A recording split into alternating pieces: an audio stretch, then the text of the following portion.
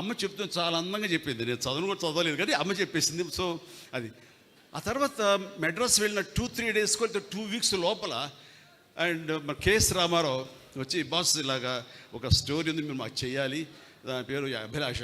ఏమి కాకతాళీయం, ఆయన పెన్ను పెట్టి శ్రీకారం చుట్టిన క్షణంలో నన్ను తలుచుకున్నారో లేకపోతే చిరంజీవి అని పేరు ఎందుకు పెట్టారో తెలియదు, కానీ అది సినిమా నాకే రాసి పెట్టుంది.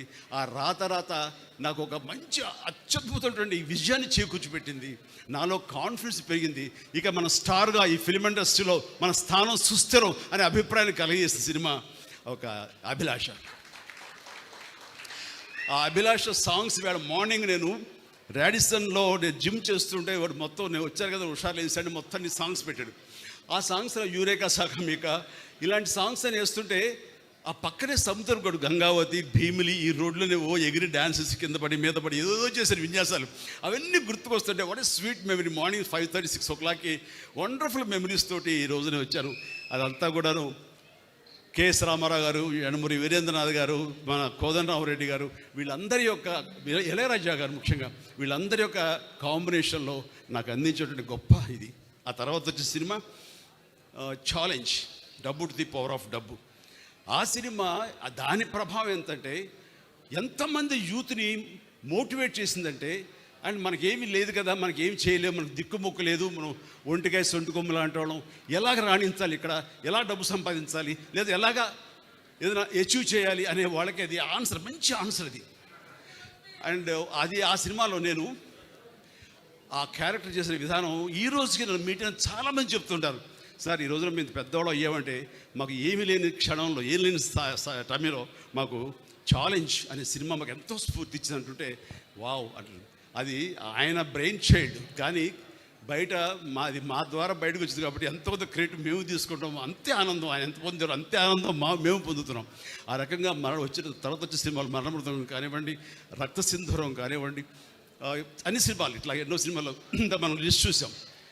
ఆ సినిమాలన్నీ కూడా నాకు అంతటి పేరు ప్రఖ్యాతి తీసుకొచ్చింది. కాబట్టి నా యొక్క ఎదుగుదలలో, నా స్టార్డంలో ఆయన యొక్క నా సింహభాగం మా యండమూరి గారికి ఉంది. నాకు చాలా సంతోషం. థ్యాంక్ యూ యండమూరి గారు, ధన్యం. తర్వాత ఇందాక ఒక మాట అన్నారు, అది కంక్లూడ్ చేస్తాను. నీ ఆటోబయోగ్రఫీ ఎవరు రాస్తున్నారని. ఆటోబయోగ్రఫీ అంటే నేనే కదా రాసేది అనుకున్నాను. నువ్వు ఎక్కడ టైం ఉంటుందిలే, నీవు చెప్పు, మేము ఎవరు రాసుకుంటాను, నీకేమైనా ఇంట్రెస్ట్ ఉందా, ఖచ్చితంగా చెప్తే రాస్తాను.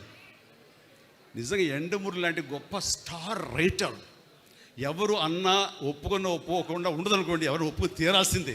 ఒకే ఒక స్టార్ రైటర్ ఎవరైనా తెలుగులో ఉన్నారంటే అది యండమూరి వీరేంద్రనాథ్ గారు. అలాంటి గొప్ప కలం, బలం, మేధస్సు ఉన్నటువంటి యండమూరి వీరేంద్రనాథ్ ఈ రోజున నా ఆటోబయోగ్రఫీ రాస్తాను అన్న మాట అనడమే నాకు ఎంతో ఉత్సాహాన్ని ఇచ్చింది. అందుకని ఇది ఎలాంటి అత్యద్భుతమైనటువంటి వేదిక.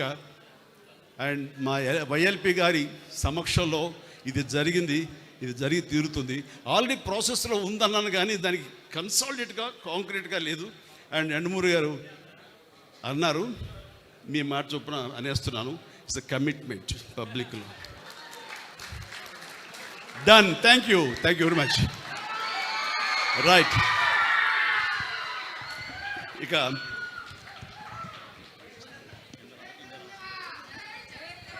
నాకు గతంలో ఇక్కడ సన్మానితులు ఉన్నారే వాళ్ళందరి యొక్క తోటి నాకు ఏదో నా యొక్క 45 ఏళ్ల ప్రస్థానంలో నాకు ఏదో ఒక తారసపడ్డాము, మాకేదో సంబంధాలు ఉన్నాయి. కానీ ఒక ఇంట్లో రామసుబ్బారెడ్డి గారి ఈ విషయంలో మాత్రం వారి గురించి విన్నానే తప్ప నేను ఎప్పుడు మీట్ అయ్యే అవకాశం నాకు కలగలేదు.